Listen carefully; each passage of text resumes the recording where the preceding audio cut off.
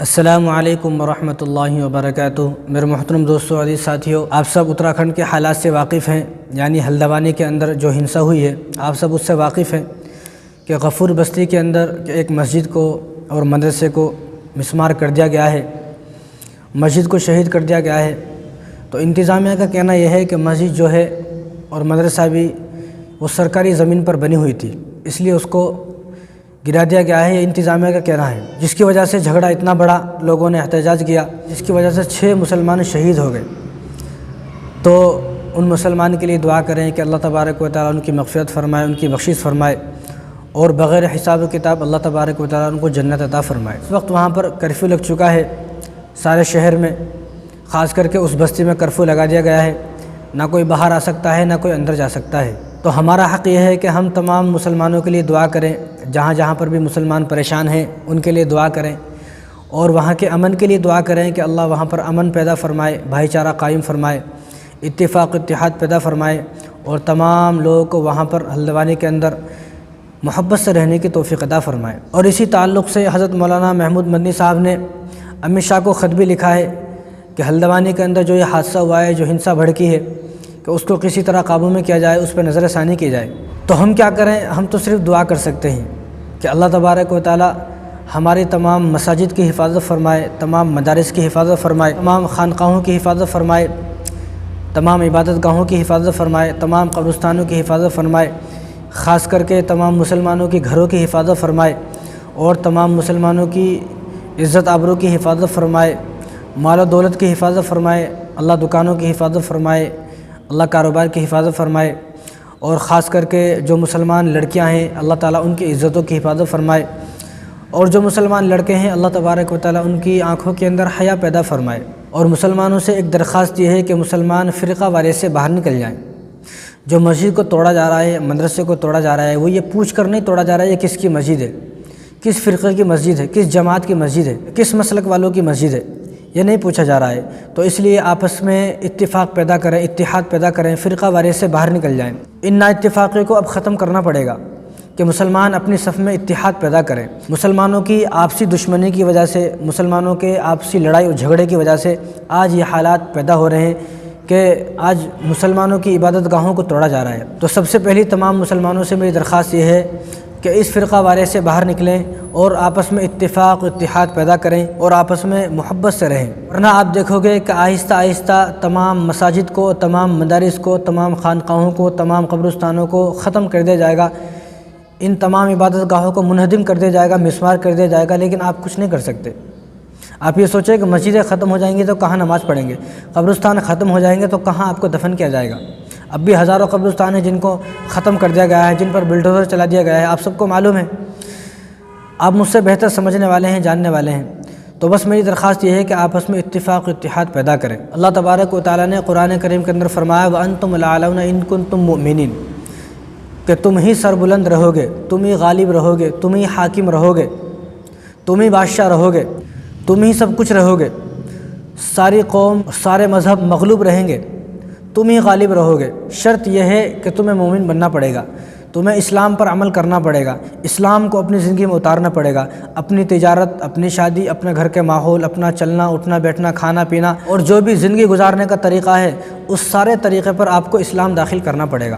اسلام کے مطابق آپ کو اپنی شادی کرنی پڑیں گی، اسلام کے مطابق آپ اپنے کاروبار کرو گے، جھوٹ نہیں بولو گے، دھوکہ نہیں دو گے، رشوت نہیں لو گے، سود کا کاروبار نہیں کرو گے، کوئی بھی برائی نہیں کرو گے۔ اگر آپ اس طرح زندگی گزارتے ہو تو اللہ تعالیٰ فرما رہے ہیں وَأَنْتُمُ الْأَعْلَوْنَ إِن كُنتُم مُؤْمِنِينَ، کہ تم ہی غالب رہو گے، تم ہی حاکم رہو گے، تم ہی سربلند رہو گے، اور تم ہی کامیاب رہو گے، کوئی تمہیں مغلوب نہیں کر سکتا۔ شرط یہ ہے کہ تمہیں مومن بننا پڑے گا۔ آج مسلمانوں کی شادیاں دیکھیں کیسی ہیں، آج مسلمانوں کے گھروں کے حالات دیکھیں کیسے ہیں۔ جتنی لڑائیاں، جتنی جھگڑے، جتنے فسادات مسلمانوں کے گھروں کے اندر ہے، شاید ہی کسی دوسرے کے اندر ہو۔ خاندانی جھگڑے اتنے ہیں، آج پولیس اسٹیشن میں چلے جاؤ کہ بھائی نے بھائی کے خلاف، بھائی نے بہن کے خلاف، بہن نے بھائی کے خلاف، خاندانی آپس میں اتنے جھگڑے ہیں، اتنے جھگڑے ہیں۔ اللہ رحم کرے، آپس میں ایک دوسرے سے نہیں بولنا ہے، آپس میں ایک دوسرے کے خلاف حسد کرنا، بغض کرنا، تکبر کرنا، اور آپس میں ایک دوسرے کو نیچے دکھانا، اور میرا کاروبار اوپر اٹھ جانا، دوسرے کاروبار کو جادو کے ذریعے سے ختم کرا دینا، یہ مسلمانوں کے جھگڑے ہیں۔ تو تمہارے اندر آپس میں جب اتنے جھگڑے ہوں گے تو تم اسلام کے مطابق عمل نہیں کر رہے ہو، تم اپنی زندگی کو اسلام کے مطابق نہیں گزار رہے ہو۔ اور جو آدمی اپنے آپ کو اسلام کے مطابق نہیں گزارتا ہے تو میرے بھائی وہ کبھی حاکم نہیں بن سکتا، وہ کبھی غالب نہیں آ سکتا، ہمیشہ مغلوب رہے گا، ہمیشہ لوگ اس کو دباتے رہیں گے۔ تو سب سے پہلے اپنی پوری زندگی کو اسلام کے مطابق بنائے، اپنی شادیوں کو اسلام کے مطابق کرے۔ ہزاروں سال سے ہمارے علماء کہتے آ رہے ہیں کہ اپنے شادی کو سادی بناؤ، شادی کریں لیکن سادی کریں۔ لیکن آج شادی جب ہوتی ہے تو شادی سے پہلے اتنا بڑا منہ پھاڑتا ہے دلہا بھی اور دلہے کی ماں بھی، دلہے کا باپ بھی، کہ وہ بیچارہ لڑکی والا پریشان ہو جاتا ہے کہ شادی کرے کیسے، کیا اسلام ہے؟ اسلام ہماری زندگی میں ہے نہیں۔ جب اسلام ہماری زندگی میں نہیں ہوگا تو اسی طرح کے حالات آئیں گے۔ اگر آپ کو یقین نہ ہو، آپ اسلام پر عمل کر کے دیکھیں۔ تمام مسلمان جو اپنے کو خود کو مسلمان بولتے ہیں وہ اسلام کے مطابق عمل کریں، اپنی پوری زندگی کو اسلام کے مطابق گزارے، پوری زندگی کو، انشاءاللہ پھر دیکھیں کیسے حالات بدلتے ہیں۔ صحابہ کی زندگی آپ اٹھا کر دیکھیں، تابعین کی زندگی آپ اٹھا کر دیکھیں، تابعین کی زندگی اٹھا کر دیکھیں، آپ کس طرح انہوں نے اپنے گھر میں دین کو زندہ کیا، کس طرح ان کی شادی دین کے مطابق ہوتی تھی، اسلام کے مطابق ہوتی تھی۔ کیا ان پر حالات آئے؟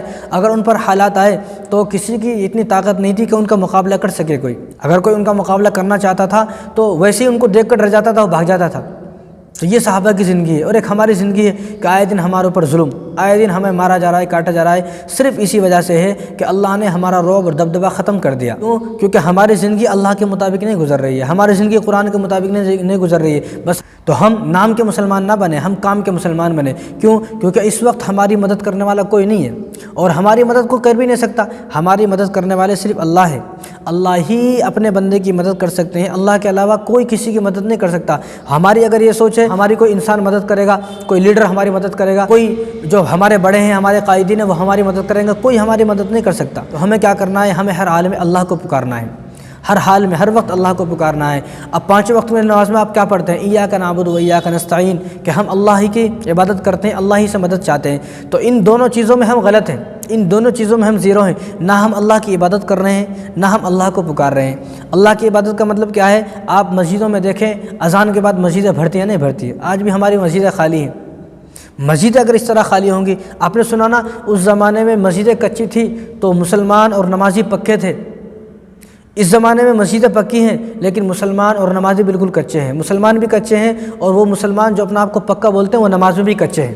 تو اس زمانے میں وہ جب وہ دعائیں کرتے تھے تو اللہ تبارک و تعالیٰ ان کی دعاؤں کو قبول فرماتے تھے۔ لیکن آج کیسا ماحول ہے؟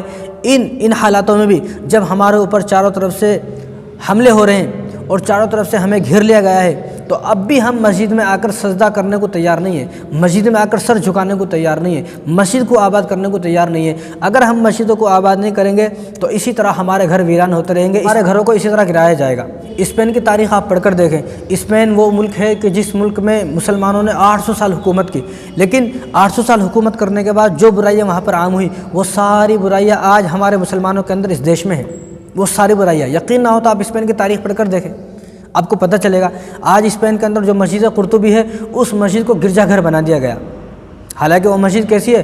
بڑے بڑے علماء وہاں پر درس دیتے تھے، لوگ دور دور سے وہاں پر ان کا درس سننے آتے تھے، اور اتنی بڑی مسجد ہے کہ 5000 لوگ وہاں پر ایک وقت میں نماز ادا کر سکتے ہیں۔ آج اسی مسجد کو چرچ بنا دیا گیا۔ کیوں؟ کیونکہ جو وہاں پر برائیاں ہوئی ان برائیوں کی وجہ سے، ان کی بدعمالیوں کی وجہ سے اللہ تبارک و تعالیٰ کا قہر ان پر برسا، اور وہی ساری برائیاں آج ہمارے ملک کے اندر، ہمارے دیش کے اندر، ہمارے مسلمانوں کے اندر وہ ساری برائیاں موجود ہیں۔ وہ ساری برائیاں جب اس طرح برائیاں ہمارے اندر ہوں گی تو بھئی ہمارے ملک کے حالات بھی اسپین کی طرح ہوں گے۔ میں نے کیا کہا؟ پہلی بات ایاک نعبد، کہ ہمیں عبادت کرنا ہے، یعنی مسجدوں کو فل کرنا ہے، مسجدوں کو آباد کرنا ہے، مسجدوں کو بھرنا ہے۔ احتجاج کے لیے تو لاکھوں آدمی جانے کہاں سے آ جاتے ہیں، لاکھوں مسلمان آ جاتے ہیں، سڑکوں پہ اتر جاتے ہیں، لیکن وہ لاکھوں مسلمان جب اذان ہوتی ہے پتہ نہیں کہاں چلے جاتے ہیں۔ تو ہمیں سب سے پہلا کام کیا کرنا ہے؟ ہمیں اللہ سے مدد مانگنی ہے، اللہ کو اپنی مدد کے لیے پکارنا ہے۔ دوسرا کام کیا کرنا ہے؟ ہمیں دعائیں کرنا ہے، دعائیں۔ دعا کس سے کرنا ہے؟ اللہ سے دعا کرنا ہے۔ خواتین بھی سنیں، مرد بھی سنیں، اس طرح دعا نہیں کرنا ہے کہ ہاتھ اٹھائے ہوئے ہیں اور ادھر دیکھ رہے ہیں ادھر دیکھ رہے ہیں اور انگلیاں چٹکا رہے ہیں اور ادھر دیکھ رہے ہیں، پتہ نہیں کیا دعا میں مانگا، اس کو کچھ پتہ نہیں دعا میں کیا مانگنا ہے، کچھ پتہ نہیں کیا دعا۔ تو ہم دعا توجہ کے ساتھ، دل لگی کے ساتھ، الفے کے ساتھ، محبتوں کے ساتھ دعا مانگے کہ ایک فقیر کس طرح مانگتا ہے، ایک فقیر کس طرح جو ہے وہ دل لگی سے مانگتا ہے۔ فقیر اس طرح مانگتا ہے کہ نہ دینے والا بھی آدمی اس کو 10-5 روپے دے کے جاتا ہے۔ ہمیں فقیر بن کر اللہ تبارک و تعالیٰ سے دعا کرنا ہے۔ جنگ بدر کو یاد کریں آپ، جنگ بدر میں جب ایسا ماحول تھا کہ چاروں طرف سے مسلمان گھرے ہوئے تھے ایسا معلوم ہوتا تھا کہ آج مسلمان صرف 313 ہیں اور یہ 313 مسلمان آج بالکل ختم کر دیے جائیں گے، لیکن آپ صلی اللہ علیہ وسلم نے جنگ بدر کی رات جب دوسرے دن جنگ ہونے والی ہے تو اس جنگ کی رات آپ صلی اللہ علیہ وسلم نے رو رو کر اللہ تبارک و تعالیٰ سے دعا کی، تو اللہ کو ان کا دعا کرنا اتنا پسند آیا کہ اللہ نے ان کی مدد کے لیے فرشتے اتار دیے۔ سلطان صلاح الدین ایوبی رحمۃ اللہ علیہ، اللہ ان کی قبر پر کروڑوں اربوں رحمتیں نازل فرمائے، جب انہوں نے مسجد اقصیٰ کو فتح کیا 583 ہجری کے اندر، عیسائیوں کو معلوم ہوا کہ مسجد اقصیٰ کو سلطان صلاح الدین ایوبی نے فتح کر لیا ہے، تو عیسائی 4 لاکھ کا لشکر لے کر آئے، 4 لاکھ کا لشکر لے کر آئے، 4 لاکھ کا۔ تو ادھر جب سلطان صلاح الدین ایوبی رحمۃ اللہ علیہ کو معلوم ہوا کہ 4 لاکھ کا لشکر آ رہا ہے اور سلطان صلاح الدین ایوبی رحمۃ اللہ علیہ کے ساتھ صرف 12,000 آدمی تھے، صرف 12,000 کا لشکر، اب ادھر سے جو لشکر آ رہا ہے اس کی تعداد کتنی ہے؟ 4 لاکھ۔ اب یہ کہاں 4 لاکھ کہاں 12,000۔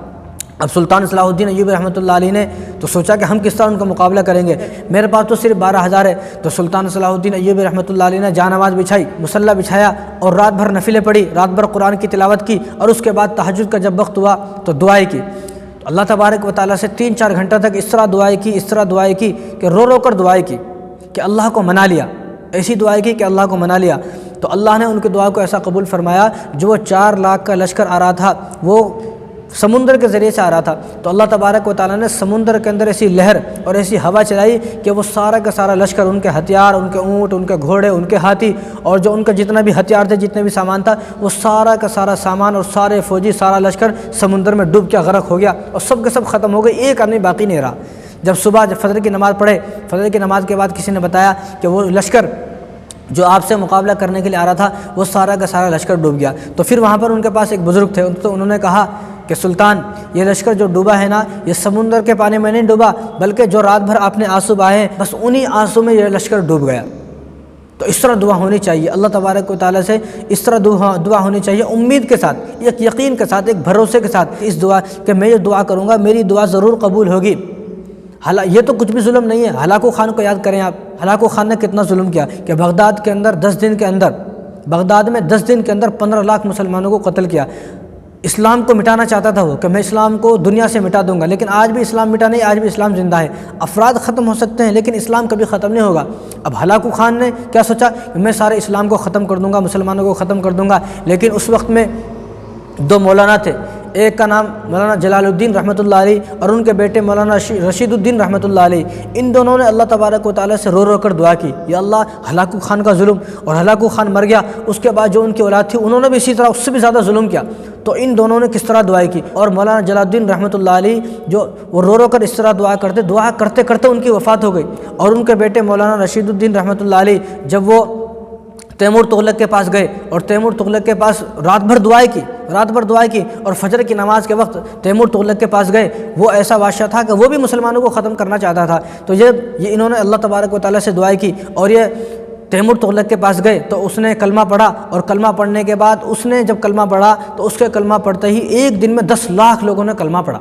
تیمور تغلق نے جب کلمہ پڑھا، یہ جو ہلاکو خان کا پوتا ہے، اور یہ ہلاکو خان بھی، چنگیز خان بھی، اور یہ بھی خود سارے جو ہے ان کا ایک ہی ٹارگٹ تھا کہ دنیا سے اسلام کو ختم کرنا ہے، لیکن مولانا جلال الدین رحمۃ اللہ علیہ کی دعاؤں کی برکت اور مولانا رشید الدین رحمۃ اللہ علیہ کی دعاؤں کی برکت سے وہ لوگ جو اسلام کو ختم کرنا چاہتے تھے، اسلام کو مٹانا چاہتے تھے، اللہ نے ان کی دعاؤں کو ایسا قبول فرمایا، انہی لوگوں کے دل میں اللہ نے اسلام کی محبت ڈال دی، اسلام کی اہمیت ڈال دی۔ وہ لوگ جو کل تک اسلام کو ختم کرنے چلے تھے، اب وہی لوگ اسلام کی حفاظت فرما رہے ہیں۔ کیوں اتنا بڑا انقلاب کیسے آیا؟ دعاؤں کی برکت کی وجہ سے۔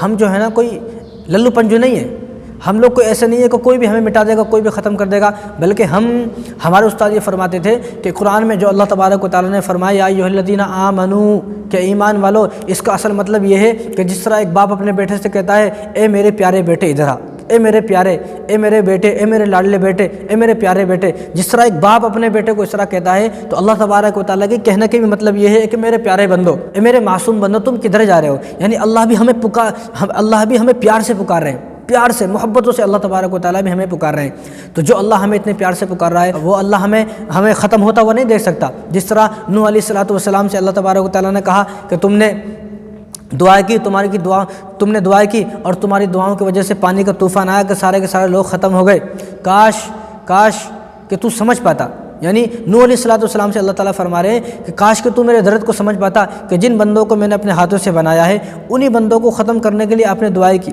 یہ آپ کی دعاؤں کی وجہ سے ختم ہوئے، ورنہ میں نہیں چاہتا کہ یہ میرے بندے اس طرح ختم ہو۔ یعنی اللہ کو تکلیف ہوئی، اللہ کو درد ہوا کہ اپنے بندوں کو ختم کرتے ہوئے، لیکن جب نبی دعا کر دیتا ہے تو اس کی دعا ضرور قبول ہوتی ہے۔ یہ سوچے کہ وہ لوگ کون تھے؟ وہ لوگ تو نافرمان تھے، مشرکین تھے، وہ لوگ تو کافر تھے، وہ لوگ تو اللہ کو معاذ اللہ کی شان میں گستاخی کرنے والے تھے، نبی پر ظلم کرنے والے تھے، لیکن ان لوگوں پر بھی اللہ تبارک و تعالیٰ کو رحم آیا، اللہ کو ترس آیا۔ تو اب آپ یونس علیہ السلام کا واقعہ پڑھ کر دیکھیں، آپ یونس علیہ السلام جس قوم کے لیے بد دعا کر گئے تھے، مچھلی کے پیٹ کے اندر چلے گئے، اب ادھر جب عذاب آیا تو ان لوگوں نے اللہ سے دعائیں کی، توبہ کی، اللہ سے دعائیں کی، توبہ کی، تو اللہ تبارک و تعالیٰ نے عذاب کو ان کے اوپر سے ہٹا دیا، صرف دعاؤں کی برکت سے۔ ساری قوم کے لوگ جمع ہو گئے، ساری قوم کے لوگ جمع ہونے کے بعد انہوں نے دعائیں کی، یا اللہ اب ہم ایسا نہیں کریں گے، ہمیں معاف فرما دے۔ جب انہوں نے، حالانکہ نبی نے دعائیں کی، حالانکہ نبی کی دعا رد نہیں ہو سکتی، یہاں نوح علیہ السلام کی دعا رد نہیں ہوئی تو یونس علیہ السلام کی دعا کس طرح رد ہوتی؟ تو ان کی دعا رد نہیں ہوتی، لیکن جب قوم نے دعائیں کی، قوم نے اس طرح دعا کی، رو کر اللہ کے سامنے گڑ گڑائے، روئے، اللہ سے توبہ کی، تو اللہ نے نوح علیہ السلام جو نبی ہے، نبی کی بد دعا کو بھی اللہ تعالیٰ نے روک دیا۔ جب نوح علیہ السلام 40 دن کے بعد مچھلی کے پیٹ سے باہر آئے تو نوح علیہ السلام نے اللہ سے پوچھا، اللہ میں کہاں جاؤں؟ تو اللہ نے فرمایا کہ جاؤ اسی قوم کے پاس۔ اب وہ حیران ہو گئے کہ اللہ میں تو ان کے پاس سے پیچھا چھڑا کر آیا ہوں، آپ نے ان پر عذاب بھیج دیا ہوگا، وہ تو سب ختم ہو گئے ہوں گے۔ نہیں، اللہ نے منع فرمایا کہ ان پر عذاب میں نے نہیں بھیجا، آپ ان کے پاس جاؤ۔ تو گئے تو دیکھا کہ وہ سارے بالکل ٹھیک ٹھاک ہیں۔ اللہ سے انہوں نے پوچھا تو اللہ نے بتایا کہ انہوں نے مجھ سے توبہ کر لی تھی۔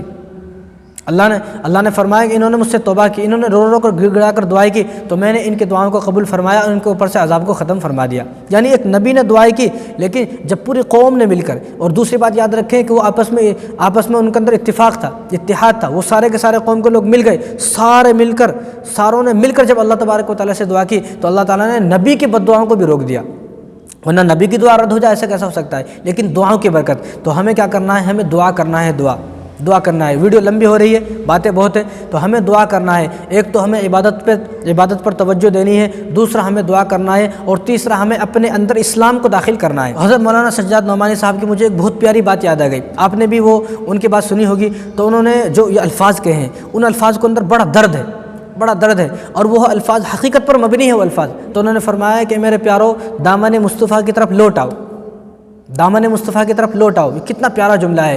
تو حقیقت میں انہوں نے صحیح کہا ہے کہ ہماری پوری زندگی اسلام کے مطابق ہونی چاہیے۔ جب ہماری پوری زندگی اسلام کے مطابق ہوگی تو ہماری شادی آج کیسی ہے؟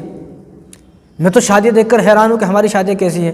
ہم جھوٹ، دھوکے اور سود کا کاروبار کرنا، شراب پینا، نشہ کرنا، اور لڑکیوں کے بے حیا ہو جانا، اور لڑکیوں کا جو ہے وہ غیر مسلموں کے ساتھ بھاگ جانا، یا مسلمانوں کے ساتھ عیاشی کرنا، بے پردہ گھومنا، اور اپنے جسم کو دکھانا، اپنے جسم کو بیچنا، اپنے جسم کی بولی لگانا۔ بتاؤ یہ ایک مسلمان کے لیے شعبہ دیتا ہے کیا؟